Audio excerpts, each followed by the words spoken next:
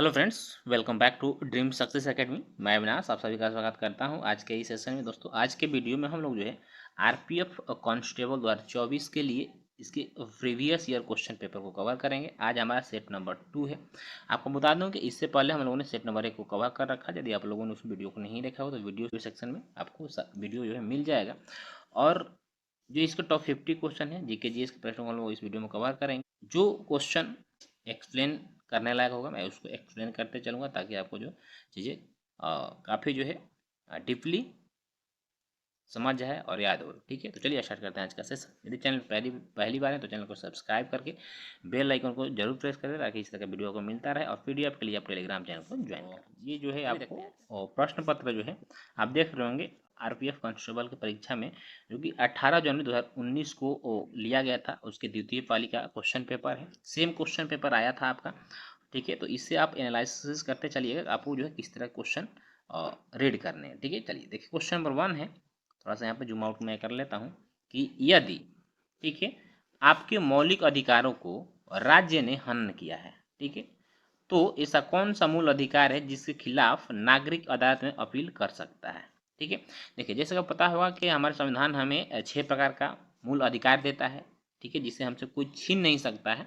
वो हालांकि अलग बात है कि जब कभी देश में जो है राष्ट्रीय आपात लगता है तो उस समय के लिए राष्ट्रपति के द्वारा उसे निलंबित किया जा सकता है। ठीक है, किंतु जब कोई आपके मौलिक अधिकारों का हनन करता है तो आप संवैधानिक उपचारों का अधिकार कहता है। ठीक है, जिसका संबंध हमारे संविधान के आर्टिकल 32 में है। इसके तहत आप डायरेक्ट जो है सुप्रीम कोर्ट में जाकर अपील कर सकते हैं। ठीक है, आपकी बात को डायरेक्ट सुना जा सकता है। ठीक है, और आप हाई कोर्ट में भी जा सकते हैं। ठीक है, तो ये इस तरह से कहा जाए तो संविधानों का उपचार जो है एक तरह से आपके जो मौलिक अधिकार है उसको गारंटी प्रदान करता है। और इसे संविधान का आत्मा किसने कहा था? तो इसे संविधान का आत्मा डॉक्टर बी.आर. अम्बेडकर के द्वारा कहा गया था। ठीक है, आर्टिकल 32 को, इसे भी जरूर याद रखा, इंपॉर्टेंट क्वेश्चन है। चलिए क्वेश्चन नंबर 2 है कि टेबल टेनिस खेल को ओलंपिक खेलों में किस वर्ष मान्यता दी गई थी? इससे जो है ओलंपिक खेलों में सन 1988 में मान्यता दिया गया था। किंतु आपको बता दूं कि पहली बार जो है विश्व टेबल टेनिस प्रतियोगिता सन 1926 ईस्वी में इंग्लैंड के शहर लंदन में हुआ था। कहाँ? इंग्लैंड के शहर लंदन में हुआ था। ठीक है, इसके बाद बहुत लंबे अंतराल के बाद जो है इसे ओलंपिक खेलों में शामिल किया गया था। चलिए क्वेश्चन नंबर 3 है कि क्षेत्रफल की दृष्टि से विश्व का 7वां सबसे बड़ा देश कौन सा है? तो आसान क्वेश्चन, आप सभी को पता है। विश्व का सबसे 7वां बड़ा देश अपना देश भारत है। ठीक है, यदि जनसंख्या की यहीं पर बात कर ले, जनसंख्या की दृष्टि से, तो जनसंख्या की दृष्टि से यदि 2011 की जनगणना के अनुसार बात करें तो हमारा जो देश भारत है यह दूसरे स्थान पर है। क्या? सेकेंड लार्जेस्ट कंट्री है। किंतु वर्तमान परिदृश्य को देखें तो अभी जो है यह चाइना को भी पछाड़ा होगा और पहले स्थान पर आ चुका है। ठीक है, चलिए, किंतु आपको 2011 के अनुसार ही अभी याद रखना है, तो याद रखिएगा भारत जनसंख्या के आधार पर दूसरे नंबर पे है। क्वथनांक से नीचे किसी भी तापमान में द्रव को परिवर्तित करने की प्रवृत्ति को क्या कहा जाता है? इस प्रवृत्ति को आपको वाष्पीकरण कहा जाता है। ठीक है, क्वेश्चन नंबर 5 है कि लाहौर कांग्रेस अधिवेशन के अध्यक्ष कौन थे? देखिए लाहौर का जो कांग्रेस अधिवेशन हुआ था यह सन 1929 ईस्वी में हुआ था। ठीक है, इसकी अध्यक्षता जवाहरलाल नेहरू के द्वारा किया गया था। और इस अधिवेशन की जो मुख्य विशेषता थी कि इसी में जो है पूर्ण स्वराज्य की, सबसे पहले पूर्ण स्वराज्य की मांग किया गया था। ठीक है, और जवाहरलाल नेहरू ने 1929 ईस्वी को रावी नदी के तट पर मध्य रात्रि में ही तिरंगा झंडा फहराकर जो है भारत की स्वतंत्रता की घोषणा कर दी थी। अगला क्वेश्चन देखिएगा दोस्तों, यदि सेशन आपको अच्छा लग रहा हो तो प्लीज़ एक बार सेशन को आप लोग लाइक कर दीजिए। ठीक है, और चैनल में पहली बार चैनल को सब्सक्राइब करके आप हमें सपोर्ट करें। मैं आपके लिए जो है और अच्छे से अच्छे कंटेंट करने की कोशिश करूँगा। और मेरी कोशिश रहती है कि आपको जो भी मैं बताऊँ वो फैक्ट बताऊँ, और जिससे कि आपकी तैयारी काफ़ी डीप हो और अच्छा नॉलेज हो आपको। ठीक है, ताकि आप एग्जाम में अच्छा कर। क्वेश्चन अच्छा है कि निम्नलिखित में से किस राज्य की सबसे लंबी तटरेखा है? देखिए सबसे लंबी तटरेखा यदि इनमें से बात करें, देखिए चारों जो राज्य हैं यह समुद्र तट से जो है बिलोंग करते हैं, समुद्र तट से लगते हैं। तो सबसे लंबी तटरेखा इनमें से आपको गुजरात का है। ठीक है, नेक्स्ट क्वेश्चन है कि निम्नलिखित में से किसने माउंट आबू पर्वत जो है उस पर जैन मंदिर का निर्माण करवाया था? ठीक है, माउंट आबू पर्वत पर कौन सा मंदिर है? दिलवाड़ा का जैन मंदिर है। ठीक है, इसको बिमल शाह के द्वारा बनवाया गया था। किसके द्वारा? बिमल शाह के द्वारा बनवाया गया था। बिमल शाह कौन थे? यह मंत्री थे। किसके? चालुक्य शासक थे। चालुक्य शासक भीम प्रथम के यह जो है आपको मंत्री थे। ठीक है, चलिए नेक्स्ट क्वेश्चन है कि भारत के राष्ट्रपति के लिए न्यूनतम आयु, ठीक है, योग्यता क्या है? देखिए राष्ट्रपति के लिए पूछ रहा है, तो याद रखिए यहाँ से 3-4 चीज़ें मैं आपको बताऊंगा, आसानी से याद करिएगा। ठीक है, थोड़ा फुल माइंड करके, क्योंकि चीज़ें कंफ्यूज करती है। देखिए राष्ट्रपति के लिए जो न्यूनतम आयु है ये आपको 35 ईयर्स है।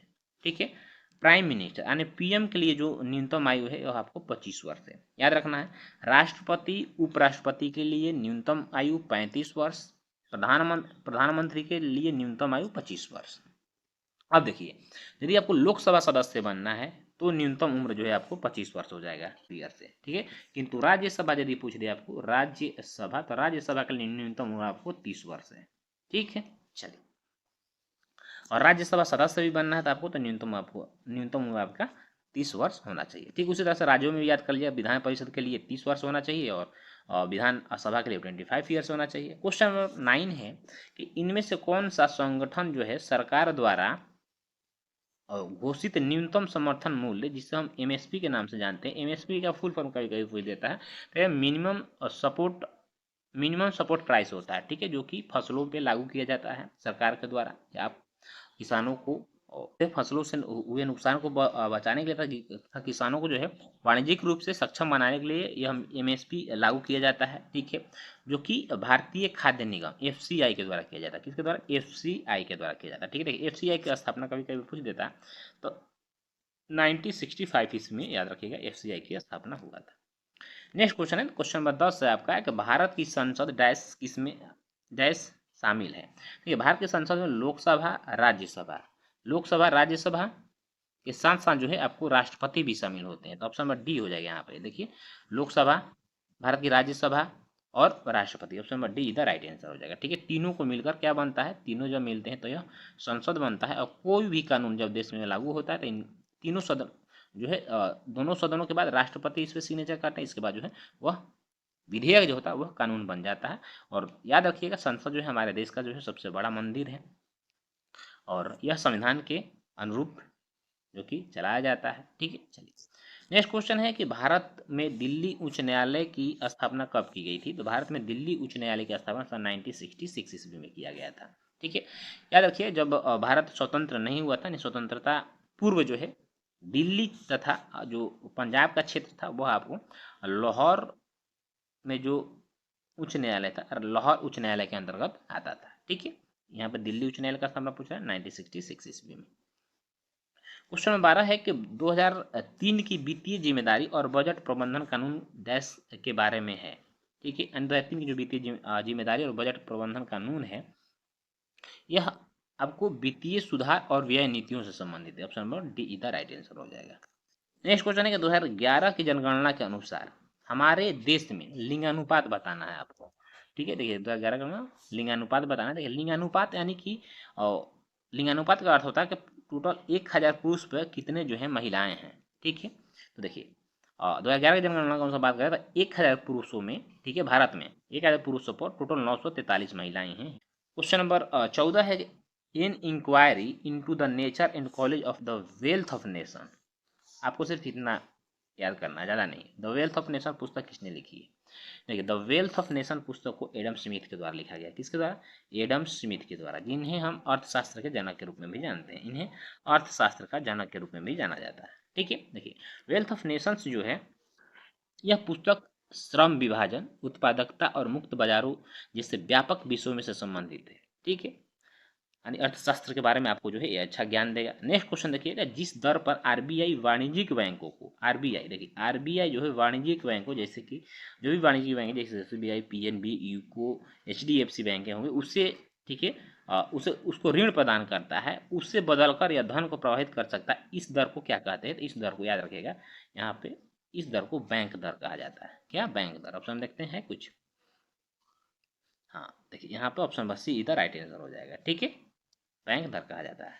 ठीक है, देखिए जब आरबीआई वाणिज्यिक बैंकों को ऋण जो है अधिक समय के लिए देती है, क्या अधिक समय के लिए देती है उसे बैंक दर कहते हैं, किंतु वहीं पर जब ऋण कम समय के लिए देती है उसे फिर हम लोग रेपो दर के नाम से जानते हैं। ठीक है, चलिए क्वेश्चन नंबर 16 है कि चेचक का टीका डैश किसने विकसित किया था। तो देखिए चेचक के टीका का विकास जो है आपको एडवर्ड जेनर के द्वारा किया गया था, एडवर्ड जेनर के द्वारा किया गया था।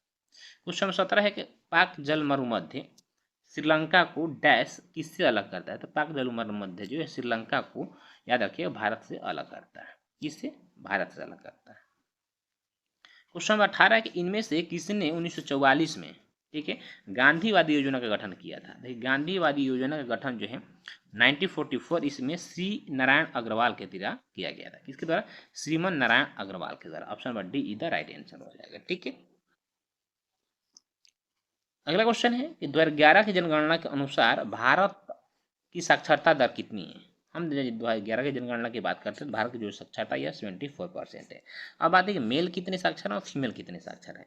याद रखें मेल जो है यह आपको 82% कुछ पॉइंट के आसपास जो साक्षर हैं, किंतु मैं आपको एक राउंड फिगर बताता हूँ। 82% मेल साक्षर हैं और 65% जो है आपको फीमेल साक्षर है।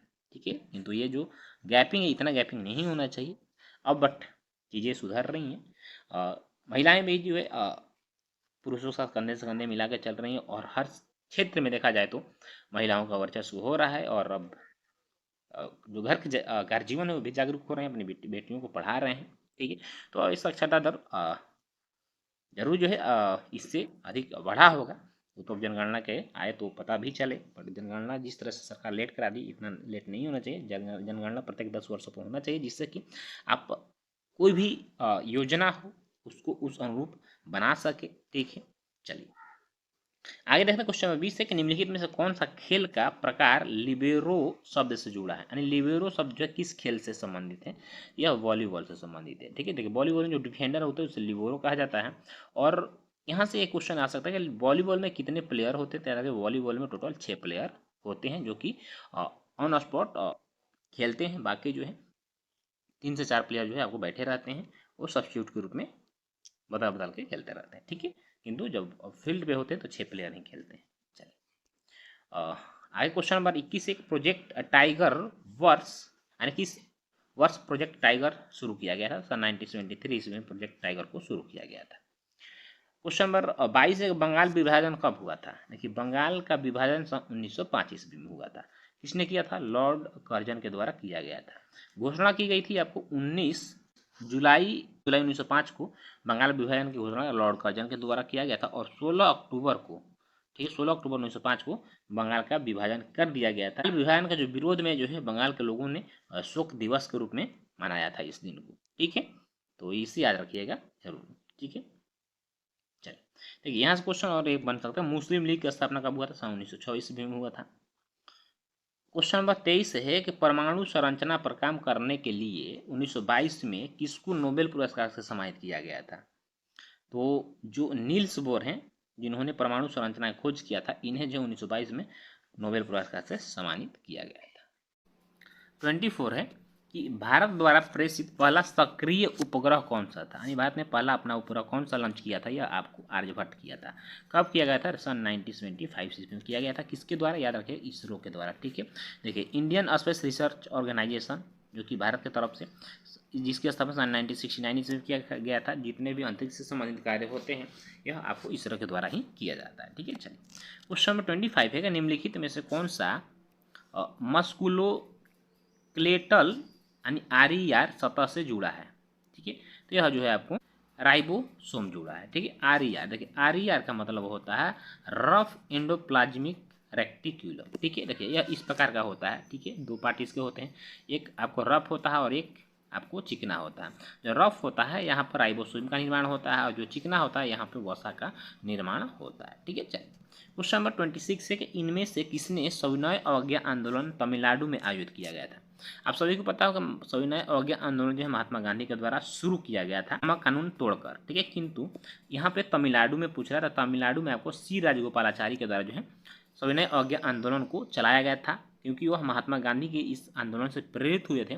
और यह भी जो है महात्मा गांधी की तरह जो दांडी मार्च था उसी तरह से इन्होंने तिरुचि टू वेदरायण तक लगभग 100 प्रतिनिधियों के साथ जो है मार्च किया था और इसके बाद नमक बनाकर जो है यह कानून तोड़े थे और सविनय अवज्ञा आंदोलन को तमिलनाडु में लीड किया था। ठीक है, चलिए नेक्स्ट क्वेश्चन है कि किस देश को उगते सूर्य की भूमि कहा जाता है। देखिए उगते सूर्य की भूमि जो है आपको जापान देश को कहा जाता है। क्यों कहा जाता है? क्योंकि जापान की जो भौगोलिक दृष्टि है एक ऐसी है कि यहाँ पे सूर्य सबसे पहले दिखाई देता है, इसलिए इसे उगते सूरज की भूमि कहा जाता है। ठीक है, नेक्स्ट क्वेश्चन है कि भारत की सीमा इनमें से किस देश से जुड़ी हुई है। तो भारत की सीमा की यदि बात करें, देखिए यह अफगानिस्तान से जुड़ा हुआ है। ठीक है, और अफगानिस्तान की राजधानी कहाँ है? अफगानिस्तान की राजधानी जो है आपको काबुल है।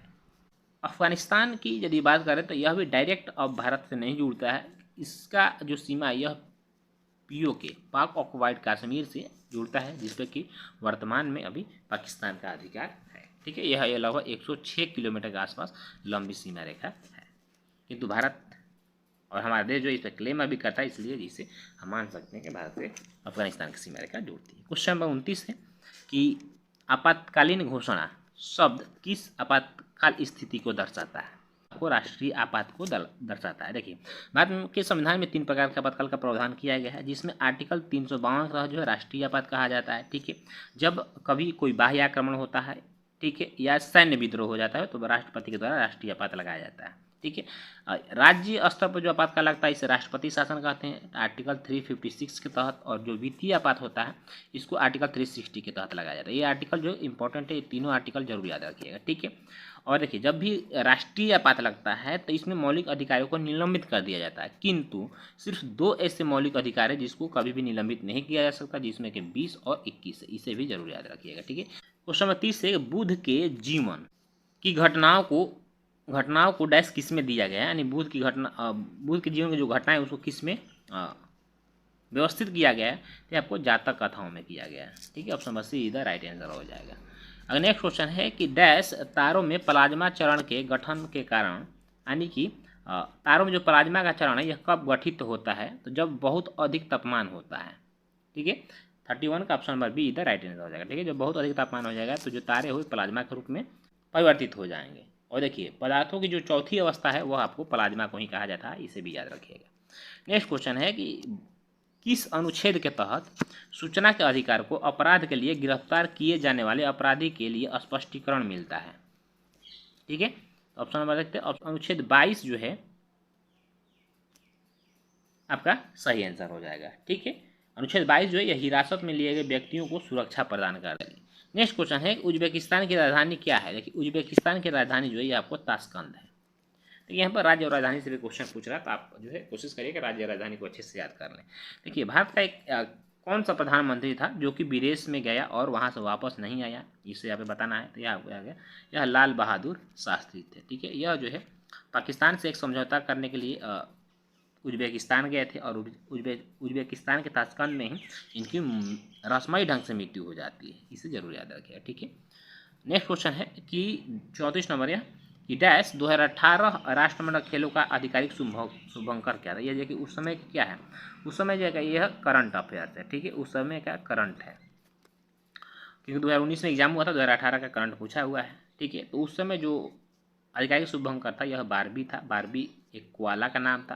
ठीक है, जो कि ऑस्ट्रेलिया में कोआला पाया जाता है। ठीक है, चलिए अब जो कि आपको वर्तमान के जो करंट अफेयर्स है उस पर थोड़ा सा जो है नज़र डाल लेना है। क्वेश्चन 35 है कि भारत का पहला परमाणु परीक्षण कोड का नाम क्या था? देखिए भारत ने अपना पहला परमाणु परीक्षण सन 1974 ईस्वी में राजस्थान के पोखरण में किया गया था। राजस्थान के पोखरण में किया था, जिसका जो कोड नेम था वो आपको लॉफिंग बुधा था। ठीक है, दूसरा परमाणु परीक्षण सन 1998 ईस्वी में किया था, जिसका कोड नेम ऑपरेशन शक्ति था, इसे भी याद रखिएगा। ठीक है, चलिए क्वेश्चन नंबर 36 के यदि कोई सदस्य बिना अनुमति के डैश की अवधि के लिए, यानी कितने दिनों की अवधि के लिए अनुपस्थित रहता है, तो सदस्य के सीट को सदन द्वारा रिक्त घोषित किया जा सकता है।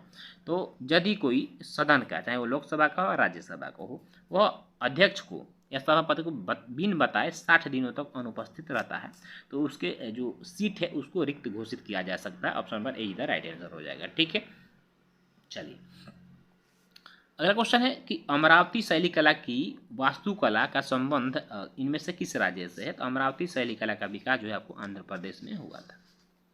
नेक्स्ट क्वेश्चन है कि निम्नलिखित में से किस नदी को दुख की नदी के रूप में जाना जाता है? देखिए, दुख की नदी के रूप में यदि हम बात करें इनमें से, तो इनमें से दामोदर नदी को बंगाल का शोक के नाम से जाना जाता है। किसको? बंगाल का शोक। बंगाल का शोक किसे कहते हैं? तो इसे दामोदर नदी को कहते हैं। क्यों कहते हैं? क्योंकि जब यह इस नदी में बरसात के दिनों में जब काफ़ी पानी बढ़ जाता है तो बहुत सारे जो है जिले इससे डूब जाते हैं, जिससे कि बिहार का शोक किससे कहते हैं? तो बिहार का शोक कोसी नदी को कहते हैं। ठीक है, जब कोसी नदी में बाढ़ आता है तो बहुत सारे जो है जिले, बहुत सारे गांव जो है बर्बाद हो जाते हैं। ठीक उसी तरह से बंगाल का शोक दामोदर कहा जाता है। तो इनमें से देखिए हुगली, बराक, तीस्ता और दामोदर दिया हुआ, तो आपको Damodar is the right answer हो जाएगा। क्वेश्चन नंबर 39 कि पिट्यूटरी ग्रंथि डैश से जुड़ी है, यानी पिट्यूटरी ग्रंथि जो किससे जुड़ी है? तो ये आप क्या मस्तिष्क से जुड़ी है, और पिट्यूटरी ग्रंथि को हम लोग मास्टर ग्लैंड के नाम से भी जानते हैं। नेक्स्ट क्वेश्चन है किस चार्टर कानून ने भारत में ईस्ट इंडिया कंपनी के व्यापारिक एकाधिकार को समाप्त कर दिया था? तो देखिए, यह जो है चार्टर अधिनियम सन 1813 में जो ईस्ट इंडिया कंपनी का एकाधिकार था व्यापार पर, उसको समाप्त कर दिया था, सिर्फ चाय को छोड़कर। ठीक है, चाय को भी सन 1833 के जो है चार्टर अधिनियम के द्वारा पूरी तरह से जो एकाधिकार समाप्त किया गया था वह चार्टर अधिनियम 1833 के द्वारा, किंतु चाय को छोड़कर इंडिया के कंपनी के व्यापारिक एकाधिकार जो समाप्त किया वह चार्टर अधिनियम 1813 के तहत। ठीक है, फिर आपको याद रखना है कि सन 1858 ईस्वी में कंपनी का जो शासन था, 1858 ईस्वी में कंपनी के शासन को ही समाप्त कर दिया गया, और फिर भारत में जो प्रशासन का जिम्मेदारी हुआ डायरेक्ट ब्रिटेन के क्राउन के हाथों में सौंप दिया गया था। ठीक है, चलिए क्वेश्चन नंबर 41 है कि निम्नलिखित में से किस प्रणाली को भारत में अंग्रेजी साहित्य का मैग्ना कार्टा कहा जाता है? क्योंकि अंग्रेजी शिक्षा का मैग्ना कार्टा भारत में जो है वुड डिस्पैच है, जो कि सन 1854 ईस्वी में आया था। ठीक है, एक दो ऑप्शन इधर होगा, हाँ, वुड डिस्पैच, ठीक है, को भारत में अंग्रेजी शिक्षा का मैग्ना कार्टा कहा जाता है। ठीक है, इस 1854 ईस्वी में वुड डिस्पैच के द्वारा लाया गया था। उस समय जो भारत का गवर्नर जनरल था वो आपको लॉर्ड डलहौजी था। कौन? लॉर्ड डलहौजी था, इसे भी याद रखें। ठीक है, लॉर्ड डलहौजी ने ही डॉक्ट्रिन ऑफ लैप्स यानी हड़प की नीति को लाया था। क्वेश्चन 42 के निम्नलिखित में कौन सा भाला फेंक से जुड़ा हुआ है? देखिए, भाला फेंक से आपको नीरज चोपड़ा जुड़े हुए हैं। ठीक है, सुशील कुमार का जो है संबंध आपको कुश्ती से, हिमा दास का रनिंग से है। ठीक है, क्वेश्चन नंबर 43 है कि आपातकाल के समय किस अनुच्छेद को निलंबित नहीं किया जा सकता है? तो आर्टिकल, जिसके मैंने पहले ही बात किया, 20 और 21 को छोड़कर बाकी सभी को निलंबित किया जा सकता है, 20 और 21 को निलंबित नहीं किया जा सकता है।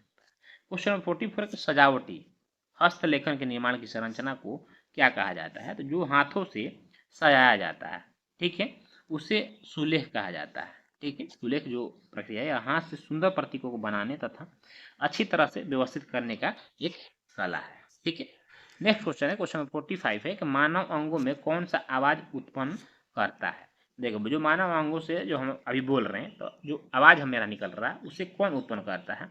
तो यह जो है गला से उत्पन्न होता है। ठीक है, गला से, वोकल कॉर्ड जिसे हम बोलते हैं। ठीक है, वोकल कॉर्ड से ये आवाज निकलता है। क्वेश्चन नंबर 46 है निम्नलिखित में से कौन सा मूल भारतीय खेल है? देखिए, मूल भारतीय खेल की यदि हम बात करें इनमें से, तो क्रिकेट जो है यह लंदन यानी इंग्लैंड की देन है, तो यह तो होगा नहीं। ठीक है, इसमें से जो खो खो है, खो खो यह भारतीय खेल है, जिसका यानी कि यानी इसका जो उद्गम है भारत से हुआ है। क्वेश्चन 47 है कि जब कोई वस्तु एक निश्चित ऊंचाई से, ठीक है, स्वतंत्र रूप से गिरती है तो उसकी ऊर्जा पर क्या प्रभाव पड़ेगा? देखिए इस ऊंचाई से यदि कोई वस्तु निश्चित मतलब स्वतंत्र रूप से गिरती है तो इसकी जो स्थितिज ऊर्जा है यह कम हो जाएगी। ठीक है, और जो गतिज ऊर्जा है, ठीक है, जो गतिज ऊर्जा यह आपको बढ़ जाएगी। ठीक है, तो स्थितिज ऊर्जा घटती है और गतिज ऊर्जा बढ़ती है। Option number see the right answer हो जाएगा। ठीक है, नेक्स्ट क्वेश्चन है एक व्यक्ति जो संसद का सदस्य नहीं है, ठीक है, वह किसी भी सदन से संबंधित नहीं है, ऐसे व्यक्ति को डैश की अधिकतम कितने की अधिकतम अवधि के लिए भारत के प्रधानमंत्री के रूप में नियुक्त किया जा सकता है? देखिए, आप चुनाव लड़ें या ना लड़ें, ठीक है, आप 6 महीने के लिए मंत्री या प्रधानमंत्री बन सकते हैं, यानी आप किसी भी सदन के सदस्य नहीं है तो भी आपको प्रधानमंत्री या मंत्री बनाया जा सकता है, किंतु 6 माह के अंतर्गत आपको किसी न किसी सदन का जो है सदस्यता लेना पड़ता है। तो अब मैक्सिमम इसमें क्या हो जाएगा? 6 माह हो जाएगा। ठीक है, option number be the right answer हो जाएगा। नेक्स्ट क्वेश्चन है कि जिम्नास्ट के जनक के रूप में किसे जाना जाता है? फ्रेडरिक लुडविक जॉन को कहते हैं, ठीक है, कहा जाता है। देखिए यहाँ से क्या है कि इसमें खेल से क्वेश्चन कम से कम 2 से 3 क्वेश्चन पूछ रहा है, खेल और खेल से संबंधित। तो आप खेल और खेल से संबंधित जो है जरूर अध्ययन करिएगा, उससे संबंधित रिलेटेड जो टॉपिक है। क्वेश्चन 50 है कि सभी प्रतिनिधियों को भारत सरकार द्वारा संयुक्त रूप से प्रशासित, निर्वाचित और निर्देशित किया जाता है किसके द्वारा, ठीक है। तो यह जो है भारत के संसद के द्वारा किया जाता है, ठीक है, क्योंकि भारत का संसद जो है सर्वोच्च है, संसद सर्वोच्च है जो कि संविधान के अनुरूप कार्य करता है। तो आगे देखिए क्वेश्चन यानी कि जो 51 से लेकर 120 तक में जो क्वेश्चन है यह मैथ और रीजनिंग के 35 क्वेश्चन। इसके लिए मैं जो है आपको टेलीग्राम पे इसका PDF शेयर कर दूंगा, जिसके माध्यम से आप और जो मैथ और रीजनिंग के प्रश्न इसको बना लीजिएगा, ठीक है। तो दोस्तों आज का सेशन आपको जो है कैसा लगा आप कमेंट करके जरूर बताएं। यदि अच्छा लगा हो तो अपने दोस्तों में से जरूर शेयर करें और चैनल पे पहली बार चैनल को सब्सक्राइब करके बेल आइकन जरूर प्रेस करें, ताकि इसी तरह का वीडियो जो है आपको मिलता रहे, ठीक है। तो आपके एग्जाम तक जो है प्रैक्टिस डेली चलता रहेगा। तो चलिए मिलेंगे इसके नेक्स्ट वीडियो, तो आप अच्छे से जो है स्टडी करिए, आपको जो है सफलता जरूर मिलेगी। फिर मिलेंगे। जय हिंद, वंदे मातरम।